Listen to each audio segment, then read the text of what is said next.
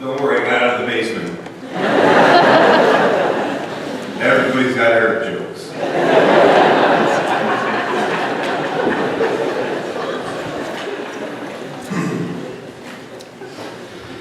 So everybody got together pretty good up here. Aunt Joni said, "Who's going to speak?" Eric said, "Not Eric." Well, here we are. We'll see what I can do. I'm Eric, I'm his oldest son, and he loved to tell people I'm his oldest blessing.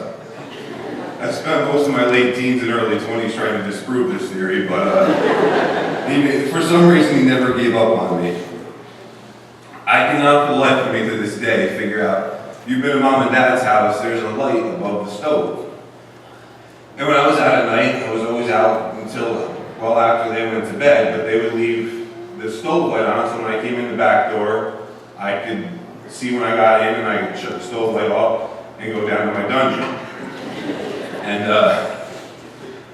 Mom and Dad's bedroom, after the addition, is upstairs. The stairs go this way and then this way. And I cannot for the life of me, to this day, figure out how that little light above the stove reflected off of 3 or 4 walls, and somehow they could be laying in their bed and he could see that that light was still on. It blows my mind, but you knew it was trouble when you come home at 1, 2, 3 in the morning, and Dad woke up in the middle of the night, probably to pee or something, and he saw the light, and there he sits at the kitchen table or in the couch waiting for you to come home in his underwear. It was never a pretty thing. I will never, to this day, I don't understand how it happened, but for some reason he could always see that thing. Webster's dictionary defines a hero as a man admired for his achievements and noble qualities. When you're a kid, your dad's your hero because he's your hero. He doesn't need anything else. And that's what he was to us. He was the best softball player. He was the hardest worker. He was the guy that everybody in the church loved, that everybody knew. And that was enough. And that was all we needed. He did have one flaw. He was not the best Little League coach. I don't understand it, and Uncle Roger will be my witness. He was only my coach when I was 12 years old. 1 year, thank goodness, because before the look at my batting average would look like if he stayed my coach. But I could not hit the ball when that guy was around. I don't understand it, but he was there. And I realize now that that's what mattered. He worked so hard to put 3 kids through Christian school. We didn't have money. We thought we were loaded. We had nothing. It was Pizza Hut booking trips, and once in a while we got the Perkins. And if you were lucky, you could go down to the dump on a Saturday and maybe stop at McDonald's. But you can't beat chicken nuggets, right? I mean, still. As I've gotten older, I've realized that. That's why your father's your hero, is because of the sacrifices they made. I hated him as my Little League coach, but you know what he did that I never realized? He worked nights to be my Little League coach. He hated working midnights, but he couldn't make a Little League game at 6 o'clock at night if he had to work days. So he went on midnights for 3 months in the summertime. So he'd be home at 11 o'clock, sleep for 3 or 4 hours, get up and chase a bunch of little kids around, and try to teach them how to play baseball. But like I said before, that's kind of where he fell short.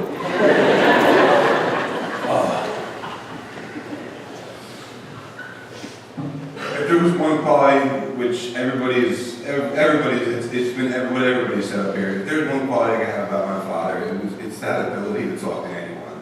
And like I told everybody in line last night, he talked to everyone we paid the price last night.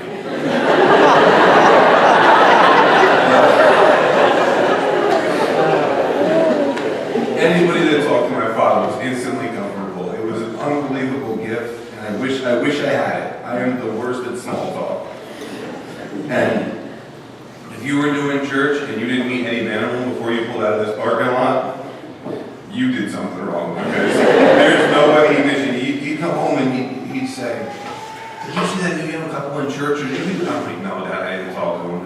He said, they're the greatest people. You really got to get to know them. You got to make sure you grab them next Sunday and you get a chance to talk to them. But my dad only got to know my wife for about the last 3 years. And everybody's on the money with that one. She changed my life, that's for sure. But she just told me this past week,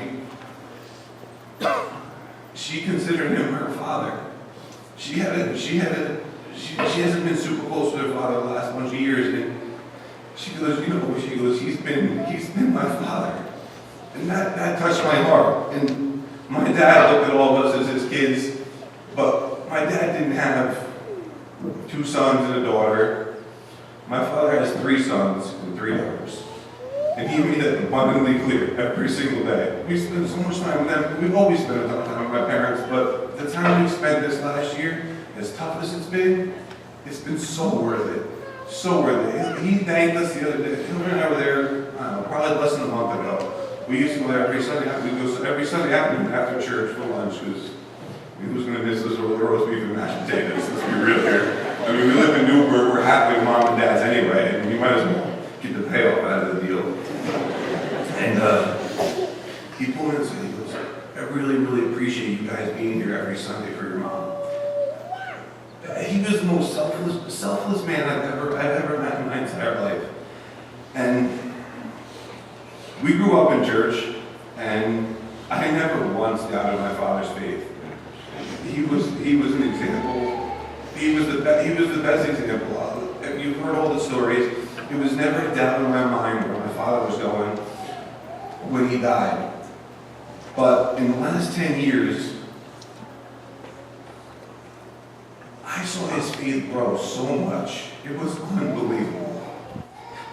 I mean, to see a man in his late 40s and 50s turn into what he turned into, God pushed him out on a ledge and said, this is what I need you to do. He's like, I'm not ready to be an elder. I'm not an elder yet. God put him on there those 3 years, and he learned so much, and God made him do so much. The relationship he had with Scott, like Scott said, it's only developed in the last 10 to 15 years.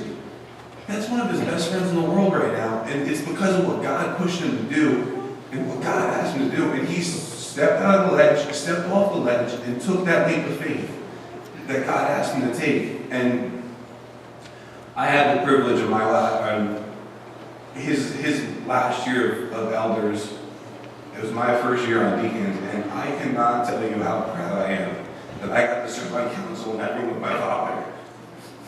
It was one of the proudest moments, the proudest years of my life. And I knew he was proud of me. We were proud of each other, because we could go home after meetings and we could talk about things that mattered and that it took my parents a little while, but they developed the same outlook for the future of the church that I've had for, I don't know, 10 or 15 years probably, right? But, and when we were on the same page, and it was so awesome to be on the same page and see where this place was going to be going. And I know how much that excited me. I mean, youth group, they did youth group when they were younger, and he had no desire to be involved in youth group again. That's not, it's a terrible thing to say, but God put it in front of him, and I know he was blessed every time he went to one of those meetings. He was blessed every single meeting, every retreat, everything. I help in those things. I know it's work, it's hard, it's tiring, especially when you're in your 50s now and you can't run around like you used to, but those kids blessed him just as much as he blessed them, and it was unbelievable to see. This is kind of repetitious again, but as hard as this last year has been, his greatest witness has been this last year. To see a man lay in a hospital bed and still be a witness for the Lord is something to behold. Because you just watch the people come in and out of the room and him talking, oh, did you see this Bible verse? Did you see that Bible verse? Oh, yeah, we have this one right on the board, and somebody from church made us a card. You really should read this one. It'll really help you. And he was never like that. I mean, he shared But to see the way he shared this last year, I know how many people he touched, and he continued to touch our lives. I mean, he was a huge influence and a great example as we grew up, but the example he set in this last year can't be matched. Can absolutely not be matched. He may be gone from this earth, but he will be with us every single day. Through the example he set, and through his kids and his grandkids. That's my biggest regret, is that he's not going to be no baby in October. But that baby's going to know plenty about his pocket, or her pocket, sorry.